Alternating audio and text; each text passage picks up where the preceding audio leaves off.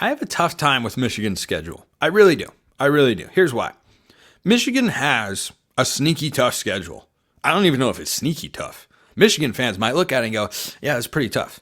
Michigan loses 13 players to the NFL draft, including their first-round quarterback, and several members of the offensive line are no longer there.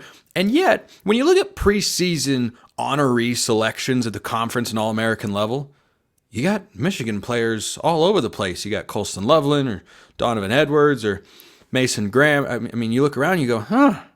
I didn't even list everybody, by the way. I'm just giving some examples.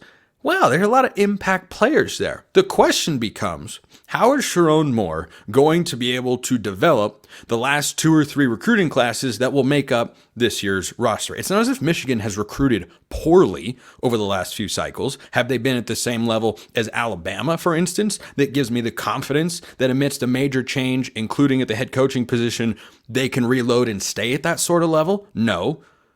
But would it shock me if Michigan gets 10 wins this year? Wouldn't shock me. I'm not going to predict that because I don't think they do get 10 wins this year. But Michigan's just, I don't have a good feel. It's not as big of a reset as Washington, but it's not as strong of a reload as a Georgia or a Texas. So that kind of leaves you somewhere in the middle. Now, their win total, according to our friends at FanDuel, is down to 8.5. It opened at 9.5. That's what Vegas thought. But everybody else, or whoever was betting on Michigan, thinks that Michigan is closer to an 8-4 team than they are a 10-2 team. I don't think that's an invalid opinion. Here's the thing with Michigan, though. Their ceiling is not as high as last year. This is true. This is just a thing, but it is what it is.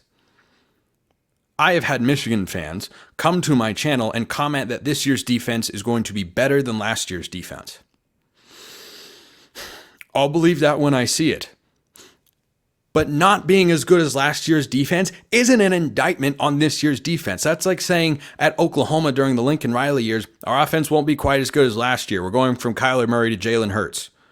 Well, you're still going to have a Heisman finalist.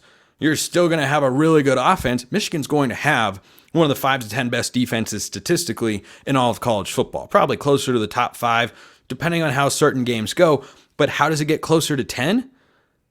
Their schedule is not easy. So they start with Fresno State. They're a 20.5-point favorite. They will not lose that game. Fresno State's got an interim head coach in Tim Skipper, who I think can do a nice job.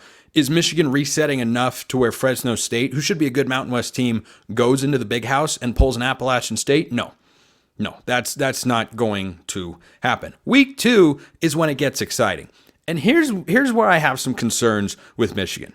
You're working in a new quarterback, which is reportedly, last I read, down to a 2-man race. Alex Orji's one of them. That's the guy that I would go with. But again, that's just the guy that I know, the best of all the Michigan quarterback options. I do like the way he throws the football. Good tight spiral. He's got good mobility, can be a factor in the run game, as J.J. McCarthy was last year for Sherrone Moore as well. But they don't have a bunch of time. They don't ease into their schedule after Fresno State. There are easier starter games than Fresno State, but Michigan will be fine. And then the next week, Texas comes to town. Now, I'd like to give props to Michigan, where I have lambasted them in the past. I think that's a word, because they have a legitimate non-conference opponent, and it's going to make college football a better place. Reigning national champions, potential national champions in Ann Arbor. Sign me up. Going to be a great game. Texas is the more complete team. I've got quarterback certainty, and I love Texas's trench play on both sides of the ball, particularly the offensive line. And when I look at Michigan, what the strength of this team is expected to be, from my vantage point, it's going to be the defensive line. That's one of the 5 best in all of college football. Headlined by Mason Graham, who I think is the most individually disruptive defensive lineman in the country. There are some other strong contenders, but I watched plenty of Michigan games last year, and Mason Graham was everywhere, all the time, as much as anybody that I'm going to watch in college football or that you're going to watch in college football this year. That's a name you have to know. But Texas's offensive line is going to be one of the best. So I've talked about the national championship rematch, Michigan and Washington, and why Michigan will win that game, because Washington's offensive line is going to be a relative weakness. They're going through some transition. They're bringing in a lot of new guys. It's unproven, untested, and only moderately talented compared to what they had a season ago. If you don't have an offensive line that can hold up against Michigan's front four, I can't give you a chance to win the game, which is why Michigan's floor is very high. But the offensive side of the ball is why I think their ceiling is lower than last year by a considerable amount. But I think they lose to Texas because Texas has got a great offensive line. I love what Texas has done this offseason. I'll take the Longhorns there. Even in Ann Arbor, they're in 3.5. They are a 3.5 point favorite. Then Arkansas State. That's a win. We don't need to talk about that one. Be careful with USC. I think the Trojans are better than most people expect them to be. I lean towards Michigan because I don't know that USC's offensive line is going to be able to put up the level of resistance necessary to make it hard to move the ball. Miller Moss is going to be starting his fourth game, essentially, of fourth game of the year, fifth game as USC starter because he played in the Holiday Bowl last year. I think Michigan can get that done. That is a candidate, depending on how the first few weeks play out, for me to flip my pick going into the season. But right now, on paper, I'd pick Michigan. And so I am. Minnesota at home, that's a win. Did you notice that the first 5 games of the year are in Ann Arbor?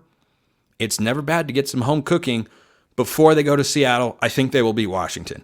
I think the trenches is too big of a mismatch on both sides of the ball. I think Michigan will do enough. I don't know that they beat Washington by the same margin they did in the national championship game, which was 34-13.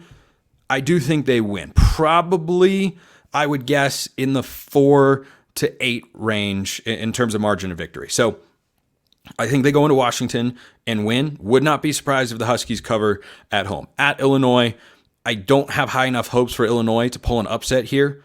Like, I kind of want to, but then I can't. I'm like, ooh, that could be a fun. No, I can't do it. Far be it from me to disregard the reality that upsets happen every year in college football. Thus, I have the intestinal fortitude to pick some from time to time, no matter how much blowback I get. That's not one of them. Michigan State at home. Nope, that's not going to happen. At least not for the Spartans, that is. Michigan's winning that game. Then Oregon comes to town. And what did I say in the Texas game? They've got the offensive line to match it. Now, one question that I have going into this game. I do think on paper, Oregon wins. They had one injury to a starting offensive lineman. Matthew Bedford, the transfer from Indiana, 6th-year senior, was going to be the starting right guard.